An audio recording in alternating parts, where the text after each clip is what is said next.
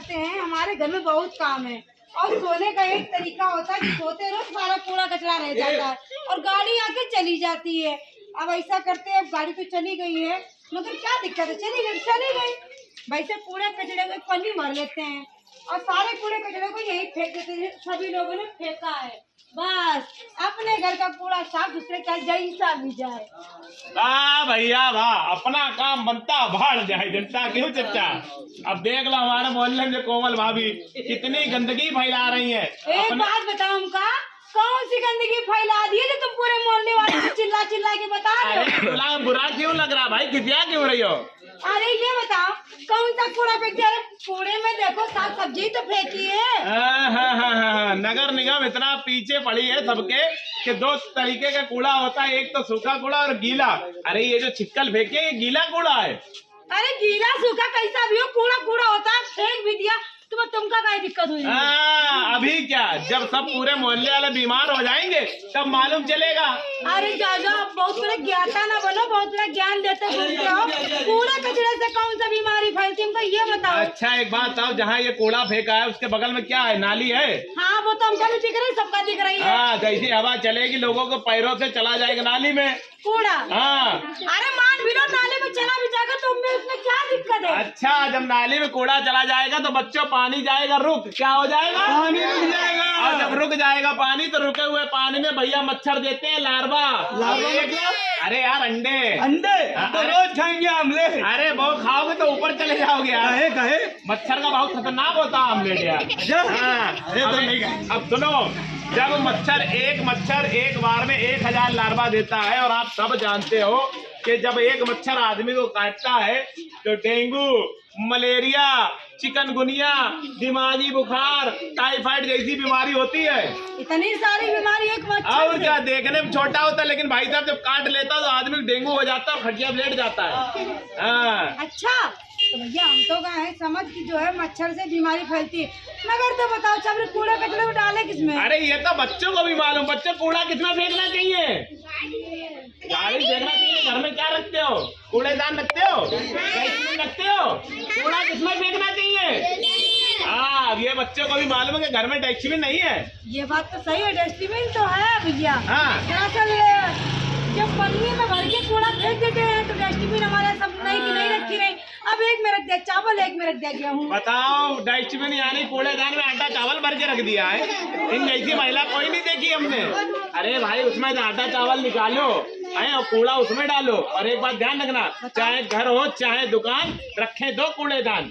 अरे अब दो तरीके के जब कूड़ा है आपको मालूम ही नहीं है, आप तो एक ही डब्बे में दोनों कूड़े डाल रही हो। कभी आपने देखा होगा आपके कूड़ेदान में झुड़ी पड़ जाती होगी, मच्छर और मक्खी हो जाती होगी। बात तो सही कह रहे अब देखो ऐसा है, जरूरी नहीं कि नगर निगम नीला और हरा बता रहा है तो आप अपने घर में नीले और हरे डस्टबिन रखें। किसी भी कलर के 2 डस्टबिन रखें। ठीक है। अब कूड़ा आपको बता दें सूखा कौन सा है और गीला कौन सा है, ताकि आप लोग अपने घर पे दोनों कूड़े अलग अलग रखें। भैया मोहल्ले वाले का इकट्ठे। अरे यार भाऊजी को समझा रहे हैं कि गंदगी इधर उधर ना फैलाओ।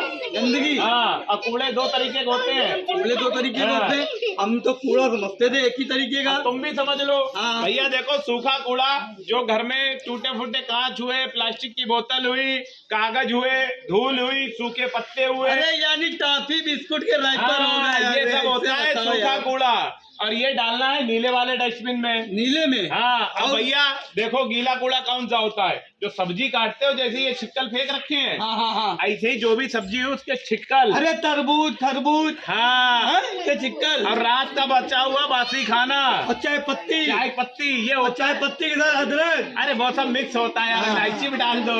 हाँ, और ये सब होता है गीला कूड़ा। अच्छा, और ये डालना है हरे वाले डस्टबिन में। हरे वाले डस्टबिन में हम तो भैया गए समय। अच्छा ये बताओ, हाँ, मगर बताए भौजी इतना कूड़ा यहाँ डालती हैं और यही मक्खी भिनभिनाती हैं, और जब हम खाते हैं दाल तो दाल में बैठ के दंदन दंदन भिनभिनाती है। मक्खी के 6 पैर होते हैं। 6 पैर होते हैं, और वही मक्खी 6 पैर वाली अपने पैरों से उड़ती के तो हमारे खाने बैठती है। हम लोग उड़ा खा लेते हैं, खाना उड़ा के निकाल लेते हैं। और जब मक्खी एक जगह से उड़ती है तो अपने देखा होगा 6 पैर जहाँ बैठती है तो यूं यूं करती है। देखा है कि नहीं देखा है? वो गंदा मानो माल अपने 6 पैर से छुड़ाती है और वो हमारे दालों में, खाने पीने की चीज में छोड़ के फिर उड़ जाती है लेकिन दूसरी भैया जगह। ये तो एक सीधी सी बात है, अगर गंदगी फैलाओगे तो मक्खी भी होंगे, मच्छर भी होंगे। इसीलिए बताया जा रहा है कि इधर उधर गंदगी ना फैलाए, कूड़ा हमेशा कूड़ेदान में डालें। और एक बात सुनो, इन जैसी भाभी अगर मोहल्ले में गंदगी फैला रही है और अगर आपके मोहल्ले में कोई सफाई कर्मचारी नहीं आ रहा, नाली साफ नहीं हो रही, कूड़ा नहीं उठ रहा है, तो नगर निगम ने एक टोल फ्री नंबर निकाला है। अब वो टोल फ्री नंबर आप सब लोग नोट कर लें। सुनो भाभी, 1533 नंबर है। कितना? 1533। बच्चों कितना नंबर बताया? हाँ, जैसे 112 पे फोन करते हो पुलिस आती है, ऐसे ही 1533 पे कॉल करोगे तो नगर निगम की टीम आएगी और आपके वार्ड में जो भी सफाई संबंधी समस्या है 24 घंटे में समस्या का समाधान हो जाएगा। हम तो समझ जाए भाजी, तुम चली जाओ। हाँ, दिमाग में। और बताओ। और भैया देखो, तुमको एक बात बताते, पन्नी सबसे बड़ा मुद्दा है पन्नी का। लोग कहते हैं कि सरकार पन्नी की फैक्ट्री क्यों नहीं बंद कर सकती, है ना? इनके जैसे साथी बात सही है। और क्या ये कहते हैं कि सरकार जो है फैक्ट्री क्यों नहीं बंद करती। अरे भैया, सरकार फैक्ट्री कैसे बंद कर दे? है, पहले अपनी जिम्मेदारी तो उठाओ, अपने अपने घर से झोला लेके तो निकलो। और क्या, कपड़े वाले एक थैला लेकर जाओ बाजार जब भी जाओ। उनकी बीवी पता है, सेब मंगा ले, जलेबी मंगा ले, चश्मा लगाएंगे, गाड़ी चाबी घुमाएंगे, मोबाइल रखेंगे और चले जाएंगे। झोले का याद नहीं है, पन्नी ले आएंगे सामान। पन्नी लिए। और सुनो, कल तो तेल लेने पहुंच गए दुकानदार गया। अच्छा। तो हम भी आटा तोलवा रहे थे 5 किलो। मैं कह रहा भैया तेल दे दो, कहीं डब्बा ला, कहीं डब्बा का यार पन्नी में तेल दे दो। तुम्हारे जैसे लोगों ने पन्नी इतनी भारत में चला रखी है। अब एक बात सुनो, पता है, आने वाले समय में हिंदुस्तान के अंदर आबादी नहीं दिखेगी, पन्नी पन्नी नजर आएगी। हाँ, तो एक गीत के माध्यम